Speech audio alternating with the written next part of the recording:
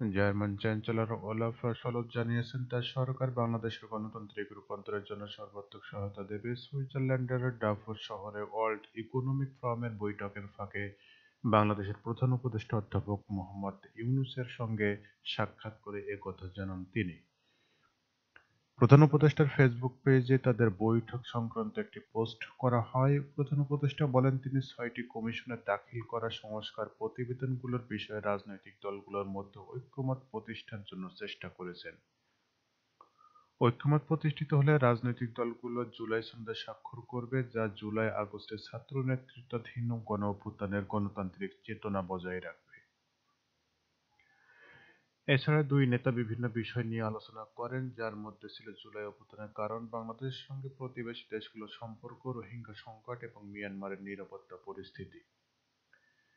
কিভাবে তরুণরা দুর্নীতিপূর্ণ শাসনের অবসান ঘটানোর জন্য জুলাই অভ্যুত্থানে যোগ দিয়েছিল তা জার্মান চ্যান্সেলরকে ব্যাখ্যা করেন প্রধান উপদেষ্টা। একজন ১২ বছর বয়সী ছাত্র অভ্যুত্থানে যোগদানের আগে তার মায়ের কাছে একটি চিঠি লিখে শহীদ হন। এই ঘটনা প্রধান উপদেষ্টা শরৎকে জানান। ডক্টর ইউনূস দুই দেশের মধ্যে ব্যবসায়িক সম্পর্ক জোরদার করার আহ্বান জানান এবং বাংলাদেশের ব্যবসায়িক সম্ভাবনা দেখার জন্য একটি জার্মান ব্যবসায়ী দলকে ঢাকায় পাঠানোর অনুরোধ জানান। প্রধান উপদেষ্টা বাংলাদেশে আরও জার্মান বিনিয়োগের আমন্ত্রণ জানান। অনিয়ম, দুর্নীতি, প্রতারণা ও জালিয়াতির মাধ্যমে ব্যাংকিং নিয়মাচার ভেঙে বিভিন্ন ব্যাংক থেকে হাজার হাজার কোটি টাকা আত্মসাৎ করেছে বেক্সিমকো গ্রুপ। অস্তিত্বহীন প্রতিষ্ঠানে ঋণের অর্থ ঢুকিয়েছে নিজেদের হিসাবে। গ্রুপটি তাদের স্বার্থ সংশ্লিষ্ট ব্যক্তি ও প্রতিষ্ঠানের নামে নানা কৌশলে কর শুল্ক ফাঁকি দিয়েছে। একই সঙ্গে আমদানি-রপ্তানি বাণিজ্যের আড়ালে করেছে অর্থপাচার। সালমান এফ আর রহমানের গ্রুপটির অনিয়ম ও অর্থ পাচারের প্রমাণ পেয়েছে আর্থিক গোয়েন্দা সংস্থা বাংলাদেশ ফাইন্যান্স ইন্টেলিজেন্স ইউনিট। গ্রুপটির বিরুদ্ধে অনিয়ম, দুর্নীতি, অর্থ পাচার ও অধিকতর অনুসন্ধান ও তদন্ত করতে ৩ সংস্থার সমন্বয়ে যৌথ টিম কাজ করছে। সংস্থাগুলো হলো দুর্নীতি দমন কমিশন, পুলিশের অপরাধ তদন্ত বিভাগ ও জাতীয় রাজস্ব বোর্ড। তদন্ত সমন্বয় করছে আর্থিক গোয়েন্দা সংস্থা বাংলাদেশ ফাইন্যান্সিয়াল ইন্টেলিজেন্স ইউনিট। তদন্ত সংস্থাকে দেওয়া এক চিঠিতে জানায়, সালমান এফ আর রহমানের বেক্সিমকো গ্রুপ স্বার্থ সংশ্লিষ্ট ব্যক্তি ও প্রতিষ্ঠান দুর্নীতি, প্রতারণা ও জালিয়াতির মাধ্যমে ব্যাংকিং নিয়মনীতি লঙ্ঘন করে বিভিন্ন ব্যাংক থেকে হাজার হাজার কোটি টাকা আত্মসাৎ করে। প্রতিষ্ঠানের বিভিন্ন ব্যবসা নামে ব্যাংক, আর্থিক প্রতিষ্ঠান থেকে কোটি কোটি টাকা ঋণের দায় রয়েছে। এছাড়াও Salman F R Rahman IFIC ব্যাংকের চেয়ারম্যান থাকাকালে বিভিন্ন অস্তিত্বহীন প্রতিষ্ঠানের নামে কোটি কোটি টাকা নিয়ে বেক্সিমকো গ্রুপের বিভিন্ন প্রতিষ্ঠানের হিসেবে লেনদেন করেছেন। সুপ্রিম কোর্টের বিচারক নিয়োগ করতে অধ্যাদেশ জারি করা হয়েছে বলে জানিয়েছেন আইন উপদেষ্টা অধ্যাপক আসিফ নজরুল। উপদেষ্টা বলেন, অধ্যাদেশে উচ্চ আদালতে বিচারক নিয়োগে একটি কাউন্সিলর বিধান করা হয়েছে। প্রধান বিচারপতির নেতৃত্বে আপিল বিভাগের ২ জন বিচারক, একজন অবসরপ্রাপ্ত ও একজন কর্মরত, হাইকোর্টের ২ জন বিচারক এবং অ্যাটর্নি জেনারেলের নিয়ে ৬ সদস্যের এই কাউন্সিল গঠন করা হবে। এ কাউন্সিল নিজ উদ্যোগে সম্ভাব্য প্রার্থীদের নাম সংগ্রহ করবে উল্লেখ করে তিনি বলেন, একই সঙ্গে যেকোনো মানুষ, যেকোনো আইনজীবী যাতে নিজের ইচ্ছায় আবেদন বা কারো নাম প্রস্তাব করতে পারেন সেই ব্যবস্থাও আছে। এই কাউন্সিল প্রাথমিক যাচাই-বাছাই করার পর সাক্ষাৎকার নেবেন এবং এই কাউন্সিলরের নাম হবে supreme judicial appointment council. Asif Nazrul বলেন, উচ্চ আদালতের স্বচ্ছ প্রক্রিয়ায় অভিজ্ঞ ও দক্ষ দলনিরপেক্ষ এবং প্রকৃত যোগ্য ব্যক্তিরা বিচারক হিসেবে নিয়োগ হবে। এমন একটি চাহিদা সমাজে বহু বছর ধরে ছিল। এখন এ বিষয়ে আইন হয়েছে। একটি স্বচ্ছ ও জবাবদিহি প্রক্রিয়ার মাধ্যমে উচ্চ আদালতে বিচারকরা নিয়োগ পাবেন বলে আশা করি। সুপ্রিম কোর্টের পৃথক বিচার বিভাগের সচিবালয় প্রতিষ্ঠার দাবি সমাজে দীর্ঘদিন ধরে আসছে জানিয়ে আইন উপদেষ্টা বলেন, একটি একটি জাতি ঐক্যমত্যে পরিণত হয়। এটির উদ্যোগ গ্রহণ করা হচ্ছে। একটু সময় লাগছে, খুঁটিনাটি পরীক্ষা করে তা পরে আপনাদের জানানো হবে। আগামী নির্বাচনে বিএনপি ২০০ আসন পেলেও জাতীয় সরকার গঠন করবে বলে জানিয়েছেন বিএনপির স্থায়ী কমিটির সদস্য আমির খসরু মাহমুদ চৌধুরী। তিনি বলেছেন, শেখ হাসিনা পলায়নের পর দেশের মানুষের মনোজগতে যে পরিবর্তন হয়েছে তা ধারণ করতে না পারলে কোনো লাভ নেই। নতুন বাংলাদেশে বললে হবে না রূপান্তরমূলক, যদি পরিবর্তন না হয় তবে এই গর্ত থেকে বের হওয়ার কোনো সম্ভাবনা নেই। Jessore chamber of commerce and ইন্ডাস্ট্রিজের আয়োজনে খুলনা বিভাগের অর্থনীতি পুনরুদ্ধারের রাজনৈতিক অঙ্গীকার শীর্ষক মতবিনিময় সভায় প্রধান অতিথির বক্তব্যে তিনি এসব কথা বলেন। অন্তর্বর্তী সরকারের উদ্দেশ্যে আমির খসরু বলেন, স্বৈরাচার যে বাজেট করেছে তা স্থগিত রাখেন, এটা দুর্নীতির বাজেট, কেন অন্তর্বর্তী বাজেট করছেন না?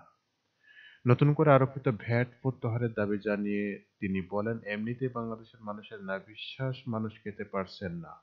এই কর, এই ভ্যাট বৃদ্ধির কারণে আগামী দিনে মানুষ দারিদ্র্যের সীমার নিচে আরো পড়ে যাবে। পুলিশের সাবেক মহাপরিদর্শক বেনজির আহমেদের মালিকানাধীন Savanna Eco Resort and Natural পার্কে অভিযান পরিচালনা করেছে জাতীয় রাজস্ব বোর্ডের সেন্ট্রাল ইন্টেলিজেন্স সেল। এ সময় বিপুল পরিমাণ অর্থের কর ফাঁকির প্রমাণ মিলেছে। গোপালগঞ্জ সদর উপজেলার বৈরাগী ঢোল গ্রামের ৬২১ বিঘা জমির উপর নির্মিত Savanna Eco Resort and Natural পার্কে জাতীয় রাজস্ব বোর্ডের গোয়েন্দা সেলের উপপরিচালক শাহ মোহাম্মদ ফজলে ইলাহী সহ ১৫ সদস্যের একটি টিম এ অভিযান পরিচালনা করেন। তারা বিনিয়োগের নথি, আয়-ব্যয়ের যাবতীয় হিসাবপত্র ও কম্পিউটারের হার্ড ডিস্ক সহ যাবতীয় তথ্যউপাত্ত যাচাই করে সিআইসিটি। এ সময় বিপুল পরিমাণ অর্থের কর ফাঁকির প্রমাণও পাওয়া যায়। এনবিআর গোয়েন্দা সেলের উপপরিচালক শাহ আলম ফজলে ইলাহী বলেন, আমরা জাতীয় রাজস্ব বোর্ডের গোয়েন্দা সেলের পক্ষ থেকে ১৫ সদস্যের একটি দল পুলিশের সাবেক আইজিপি বেনজির আহমেদের মালিকানাধীন ইকো রিসোর্ট অ্যান্ড ন্যাশনাল পার্কে তদন্ত ও অনুসন্ধানে এসেছি। তদন্ত অনুসন্ধানে আমরা সুনির্দিষ্ট ও বিপুল পরিমাণ অঙ্কের কর ফাঁকির প্রমাণ পেয়েছি। তিনি আরো বলেন, আমরা আরো কিছু দপ্তর থেকে তথ্য উপাত্ত সংগ্রহ করছি। সবকিছু হাতে আসার পরে আমরা বলতে পারবো কি পরিমাণ অঙ্কের কর তিনি ফাঁকি দিয়েছেন। তুরস্কের উত্তর-পশ্চিমাঞ্চলে বলু পার্বত্য এলাকার একটি স্কিং রিসোর্টের হোটেলে ভয়াবহ অগ্নিকাণ্ডে অন্তত ৬৬ জন নিহত হয়েছেন। মঙ্গলবার রাতে অগ্নিকাণ্ডের সময় আতঙ্কিত হোটেলের জানালা দিয়ে লাফিয়ে পড়ে অনেকে আহত হয়েছেন। দেশটির বলু পর্বতের চূড়ায় কার্তালাকায়া স্কি রিসোর্টের হোটেলে এই অগ্নিকাণ্ডের ঘটনা ঘটে। তুরস্কের স্বরাষ্ট্রমন্ত্রী আলী লিয়াকা বলেন, হোটেলে অগ্নিকাণ্ডে কমপক্ষে ৬৬ জন নিহত ও ৫১ জন আহত হয়েছেন। দেশটির কর্তৃপক্ষ বলছে, রিসোর্টের গ্র্যান্ড কার্টাল হোটেলে ১২ তলায় মঙ্গলবার ভোর ৩:৩০টার দিকে আগুনের সূত্রপাত হয়। আগুনের খবরে দেশটির ফায়ার সার্ভিসের একাধিক ইউনিট সেখানে মোতায়েন করা হয়। ঘটনাস্থলের ভিডিওতে দেখা যায় কয়েকটি দমকল ইঞ্জিন ও অ্যাম্বুলেন্স আগুনে পোড়া ভবনের নিচে অবস্থান করছে। এ সময় হোটেলের বিভিন্ন তলার জানালার বিছানায় চাদর বেঁধে ঝুলিয়ে পালানোর চেষ্টা করেন অতিথিরা। রাজধানীর পূর্ব মানিকনগর এলাকায় তিতাসের অবৈধ গ্যাস সংযোগ বিচ্ছিন্ন করা হয়েছে। জ্বালানি ও খনিজ সম্পদ বিভাগের সংযুক্ত নির্বাহী ম্যাজিস্ট্রেট মিল্টন রায়ের নেতৃত্বে পরিচালিত এক অভিযানে উত্তর মানিকনগর বালুরমাঠ পাকা রাস্তা এলাকায় স্থানীয় কয়েকটি বাড়িতে অবৈধ লাইনের গ্যাসের সংযোগ পাওয়া যায়। এ সময় প্রায় ১৩টি বাসায় ৭৫টি অবৈধ গ্যাস সংযোগ বিচ্ছিন্ন করা হয়। একই সঙ্গে মোবাইল কোর্ট পরিচালনা করে ৮৫,০০০ টাকা অর্থদণ্ড করা হয়। এছাড়াও এলপিজি গ্যাসের লাইসেন্স না থাকায় রামপুরে অবস্থিত এইচটিএইচ রিফুয়েলিং স্টেশনকে ২০,০০০ টাকা জরিমানা অর্থদণ্ড করা হয় এবং তাৎক্ষণিক তা আদায় করা হয়। দেশের অন্যতম তিনটি বাহিনী পুলিশ, র্যাব ও আনসারের পোশাক পরিবর্তন হচ্ছে। তিন বাহিনীর পোশাক পরিবর্তনের খবরে সামাজিক যোগাযোগ মাধ্যমে ব্যাপক আলোচনার সৃষ্টি হয়েছে। যেই আলোচনায় যোগ দিয়েছেন বাংলা গানের যুবরাজ খ্যাত কণ্ঠশিল্পী আসিফ আকবর। তিনি পোশাক পরিবর্তনের সিদ্ধান্ত কঠোর সমালোচনা করে সংশ্লিষ্টদের গ্রেপ্তারের দাবি জানিয়েছেন। মঙ্গলবার রাতে এক ফেসবুক স্ট্যাটাসে এমন দাবি জানান আসিফ, যেখানে তিনি পুলিশ, র্যাব ও আনসারের পোশাক পরিবর্তনের একটি ছবি পোস্ট করে লিখেছেন, তিন বাহিনীর পোশাকের ডিজাইনার, অনুমোদনকারী এবং সংশ্লিষ্ট কর্তৃপক্ষকে রুচিহীনতার অভিযোগে দ্রুত গ্রেপ্তার করা হোক। এরপর আসিফ লিখেন, মানসিক ডাক্তারদের মাধ্যমে জিজ্ঞাসাবাদ শেষে উন্নত চিকিৎসা তাদের পাবনার হেমায়েতপুর পাগলা গারদে প্রেরণ করার অনুরোধ জানাচ্ছি।